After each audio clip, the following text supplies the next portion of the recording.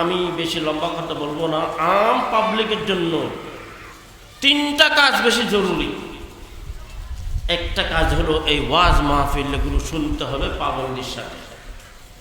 আরেকটা কাজ হলো তবলিগি জামাতে যেতে হবে। এই জায়গা জায়গা তবলিগি জামাত আছে, কাজ করতেছে, তাদের সাথে আমাদের সময় লাগাতে হবে। তখন আহিস্তা আহিস্তা অন্তরের মধ্যে পরিবর্তন আসবে।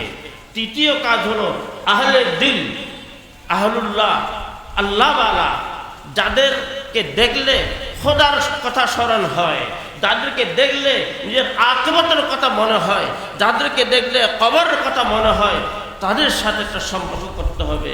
আহলে দিলের কাছে যেতেই হবে। আহলে দিলের কাছে যখন যাবে আহিস্তা আহিস্তা অন্তর্মধ্যে পরিবর্তন আসবে। আমি সংক্ষিপ্ত একটা ঘটনা বলি। হাফিজ জৌনপুরি বহুত বড় শায়ের ছিল, দিওয়ানে হাফিজ পাওয়া যায়। জৌনপুর সে বড় শায়ের ছিল, মদ পান করত, মৌলবী দেখতে পারতো না, মসজিদ দেখতে পারতো না, আজান শুনতে পারতো না। এইরকম একটা মানুষ যখন তার বয়স বেশি হলো, তখন হঠাৎ করে মনে পড়লো এই অবস্থা যদি আমি মরি, এই অবস্থা যদি আমার মৃত্যু হয়, আমার কি অবস্থা হবে? সব মুসলমান তো আকীদা হিসাব কিতাব হবে। যেমন নাকি রিওয়ায়াত পড়েছিলাম, ইউবআসু কুল্লু আবদিন আলা মা মাতা আলাইহি। প্রত্যেক মানুষ যদি ভালো কাজ করে মরেছে, তার ভালো তার হবে, ভালোর দিকে উঠানো হবে, ভালো কাজের দিকে সে যাবে, রহমতের দিকে যাবে। আর তার যদি অন্যরকম হয় তাহলে অন্য ধরনের হাসর হবে। আল্লাহ হেফাজত করুক ওই ধরনের থেকে। এই হাফিজ জৌনপুরি তখন জিজ্ঞেস করলো, ভাই আমার তো এই অবস্থা, দাড়ি কাটতো, প্যান্ট শার্ট পরতো, টুপি মাথার দিত না, এরকম। তখন জিজ্ঞেস করলো, ওই জমানার মধ্যে হযরত থানভী রহমতুল্লাহ আলাইহি ছিলেন, আশরাফ আলী থানভী রহমতুল্লাহ আলাইহি। বলতেছে ওনার কাছে যাও, ওনার কাছে গিয়ে তওবা করো, ওনার কাছে বায়াত হও, হয়তো তোমার মধ্যে ইসলাহ হবে। তখন গেল হাফিজ জৌনপুরি।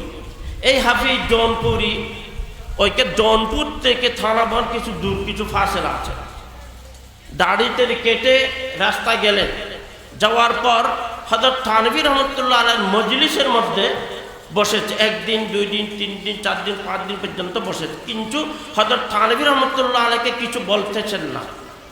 আর হযরত থানভী রহমতুল্লাহ আলাইহি দেখতেছেন যে একটা নতুন একটা মানুষ এসেছে, এখন কিছু কথাই বলে না। যখনই মজলিসে বসে আবার উঠে চলে যায়। আসলে মানুষ সমাজদার ছিল, সে যাচাই করতেছে আমি যদি এই মৌলানার হাতে যদি বায়াত হই আমার ফায়দা হবে কিনা, আমার কলবের ইসলাহ হবে কিনা, আমার অন্তর ভালো হবে কিনা, সেটা যাচাই করার জন্য। 4-5 দিন পর তখন ওইখানে নাপিত ছিল, নাইকিয়া বলে, তো তার কাছে গিয়ে আরো সামান্য দাড়ি বেরিয়েছিল, ওগুলো কেটে এখন হযরত থানভী রহমতুল্লাহ আলাইহি বলতেছে, হযরত মুঝকো বায়াত ফরমা লিজিয়ে, আমাকে বায়াত করে নেন। तकन हजरत थानवी रहमतुल्लाह अलैह बोलन तुम जब बैत होने के लिए आए थे तुम्हारे चेहरे में थोड़ा सा नूर निकला था, उसको तुमने क्यों कटवा दिया? তুমি যে বায়াত হওয়ার জন্য এসেছো, আবার তোমার মুখের মধ্যে একটু দাড়ি বের হয়েছিল, এটা কেন কেটে দিয়েছো তুমি? তখন উনি বললেন, জবাব দিয়েছে বড় মাকুল, হযরত आप हकीमुल उम्मत हैं और मैं मरीजुल उम्मत हूँ। आप हकीमुल उम्मत हैं और मैं मरीजुल उम्मत हूँ, माने कि अपने उम्मतेर बड़ चिकित्सा करें, अपने बड़ डाक्टर, बड़ हकीम, मानुषेर कलबेर अपनी इस्लाह करें। आमी तो बड़ पापी, बड़ गुनाहगार, बड़ आसामी, बड़ मुजरिम, आमार मध्य अनेकगुलो गुनाह आछे, अनेकगुलो खाराप आदत आछे। आमार जदि गुनाहगुलो आपनि ना देखें, आमार जदि এই খারাপ আদতগুলো না দেখেন, আমি রোগীর রোগ যদি আপনি না দেখেন চিকিৎসা কেমন করবেন? আমার মধ্যে অনেক রোগ আছে, রোগগুলোর মধ্যে এটা একটা রোগ আছে যে আমি দাড়ি কাটি। তখন মাকুল কথা যখন বলছে হযরত থানভী রহমতুল্লাহ বায়াত করে নিয়েছেন। এখন দেখেন বায়াত হওয়ার পর এই জৌনপুর চলে গেলেন, কাজে লেগে গিয়েছে। 1.5 বছর পর হযরত থানভী রহমতুল্লাহ আলাইহি ওই জৌনপুরের মধ্যে বিরাট এক মাহফিলের মধ্যে বয়ান হচ্ছে। দেখতেছে অনেক মাহফিল, অনেক মানুষ, মাঝখানে একজন মানুষ সাদা দাড়ি, ফেরেশতার মতো লাগে দেখতে, খুব সুন্দর ইসলামী লিবাস, কিন্তু দেখতেছে হযরত থানভী রহমাতুল্লাহ বয়ান করতেছে, কাঁদতেছে, বারবার সে কাঁদতেছে। কারণ হলো কি, আগে তো তার কলব, তার অন্তর চেরাগে হেদায়েত থেকে খালি ছিল, মাহরুম ছিল। এখন যখন হযরত থানভী রহমাতুল্লাহ আলাইহির কাছে যখন বায়াত হলেন, অন্তরের মধ্যে চেরাগে হিদায়াত জ্বলেছে।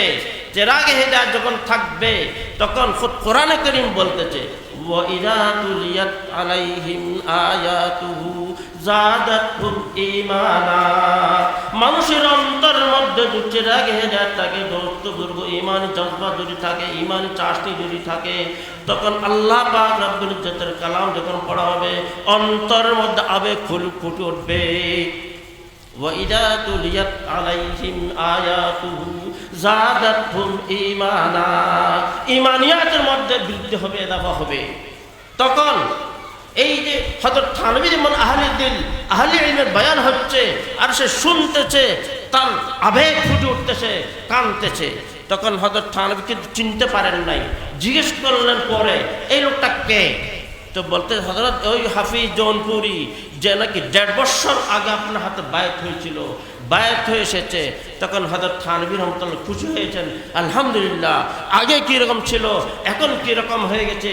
এই হাফিজ জৌনপুরি কি বলতেছেন, নিজের ঘরের মধ্যে তন্হাই, কেউ নাই, ওই তন্হাই অবস্থার মধ্যে, খলবতের মধ্যে কান্নাকাটি করতেছেন। কি বলতেছেন, মেরি কুলকা সিয়াহকারি তো দেখো, মেরি কুলকা সিয়াহকারি তো দেখো, खुदा की शान सत्तारी तो देखो, गड़ा जाता हूँ जीते जी ज़मीं पर, गुनाहों की गिराबारी तो देखो, हुआ बयान हफीज अशरफ अली से बई गफलत की होशियारी तो देखो। কি বলতেছে, আমি আমার জিন্দগির মধ্যে আল্লাহর জমিনের মধ্যে নেয়ামত ভোগ করেছি, কিন্তু নেয়ামত ভোগ করতে করতে অনেক নাফরমানি করেছি, নামাজ পড়ি নাই, অনেকগুলো গুনাহ করেছি। মেরি ফুলকত সিয়াহকারি তো দেখো, খোদা কি শান সত্তারি তো দেখো। আল্লাহ পাক রব্বুল ইজ্জত কি আমাকে গিরফত করেন নাই, ধরেন নাই। আল্লাহর জমিনের মধ্যে নেয়ামত ভোগ করার পরেও কিন্তু নাফরমানি করেছি, আল্লাহ তাআলা কিন্তু আমাকে ধরেন নাই। যদি চাই আল্লাহ তাআলা ধরতে পারতেন, কিন্তু ধরেন নাই। এই জন্য বলতে চান, গড়া যাতা হুঁ জিতে জি জমি পর, গুনাহোं की गिराबारी तो देखो। এমন অবস্থা হচ্ছে এখন, যেমন নাকি জমিনের মধ্যে আমি গুনার পাহাড় আমার মাথার উপর আছে, এই গুনার বোঝন কারণে আমি জমিনের মধ্যে দফন হয়ে যাচ্ছি। গড়া যাতা হুঁ জিতে জি জমি পর, গুনাহোं की गिराबारी तो देखो। এমন গুনাহ করেছি, গুনার এত বড় ওজন, এরকম বলতেছে। আর হুয়া বায়াত হাফিজ আশরাফ আলী সে বই গফলত কি হুঁশিয়ারি তো দেখো। এত বড় গাফিল, এত বড় মুজরিম, এত বড় আসামি হওয়ার পরেও একটা জিনিস হুঁশিয়ারি করেছে, আহলুল্লাহ আহলে দিল হযরত থানভী রহমাতুল্লাহ আলাইহির কাছে বায়াত হয়েছিল। এই জন্য দোস্ত, আমি এটাই বলতে চাই, আমাদের অন্তর হলো সব জিনিসের মূল হাকিম, মূল সরদার। এই জন্য অন্তর ভালো, তার সব কিছু ভালো। এই হযরত থানভী রহমাতুল্লাহ আলাইহি, হযরত কাসিম নানভী রহমাতুল্লাহ আলাইহি, হযরত মাওলানা রশিদ আহমদ গঙ্গুহি রহমাতুল্লাহ আলাইহি, ইনারা হযরত হাজী ইমদাদুল্লাহ মুহাজির মক্কি রহমাতুল্লাহ আলাইহির কাছে কেন গেলেন? ইলমের অভাব ছিল না, কিন্তু ওই রওশন দিলের অভাব ছিল। এই জন্য দোস্ত বুজুর্গ, যখন অন্তর ভালো হবে সব কিছু ভালো লাগবে। নামাজ, তসবিহ, তাহলিল ভালো লাগবে, নামাজের মধ্যে লম্বা লম্বা কিরাত করতে ভালো লাগবে, সব কিছু দ্বীনি কাজ ভালো লাগবে। আর অন্তরের মধ্যে যদি খারাপই থাকে, দোস্ত বুজুর্গ সেগুলো কাজ যদিও করতেছে কিন্তু ভালো লাগবে না। এই জন্য আমরা আহলুল্লাহর কাছে যাই। লাস্ট কথা বলবো, সেটা হলো হযরত সৈয়দ সালমান নদভী রহমাতুল্লাহ আলাইহি যে কথাটা বললেন, আমাদের এই জিন্দগিটা হলো অস্থায়ী জিন্দগি, সফরের জিন্দগি। যার যেই যতটুকু জিন্দগি সে নিয়ে এসে চেষ্টা পুরো করে চলে যাবে।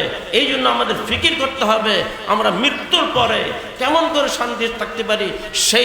সেইখানে শান্তি নির্ভর করে এই দুনিয়াবি জিন্দগি ভালো হওয়ার পরে, শরীরের উপরে আমল করার উপরে। এই জন্য আমরা একটু ফিকির নিয়ে চলি। আর শায়রে বলতেছে, এই দুনিয়াবি জিন্দগির ব্যাপারে বলতেছে, এই দুনিয়াটা আয়েশ ইশরতের জায়গা নয়। রহে গুজর দুনিয়া है ये बस्ती नहीं, रहे गुजर दुनिया है ये बस्ती नहीं, जाए आयशो इशरतो मस्ती नहीं। এই রং তামাশার জিন্দগি নয়। এই জন্য আমাদের ভবিষ্যৎকে যেন আমরা ভালো করতে পারি, উজ্জ্বল করতে পারি, সেই জন্য একটা ফিকির নিয়ে আমাদের এখান থেকে উঠতে হবে। যারা মাহফিল দিয়েছে, যারা ব্যবস্থা করেছে, তাদের জন্য দোয়া করব। আর অন্তর মধ্যে একটা নেক জজবা নিয়ে আমরা উঠব যে আজকের থেকে আমার মধ্যে যা কিছু শরীয়তের খেলাফ কাজ আছে সেগুলো থেকে দূরে থেকে শরীয়তের মোতাবেক কেমন কর্ম কাজ করতে পারি সেই দিকে আমাকে অগ্রসর হতে হবে। আল্লাহ তাআলা আমাদেরকে এইসব কথার উপরে আমল করার তৌফিক দান করুক। ওয়া আখিরু দাওয়ানা আনিল হামদুলিল্লাহি রাব্বিল আলামিন।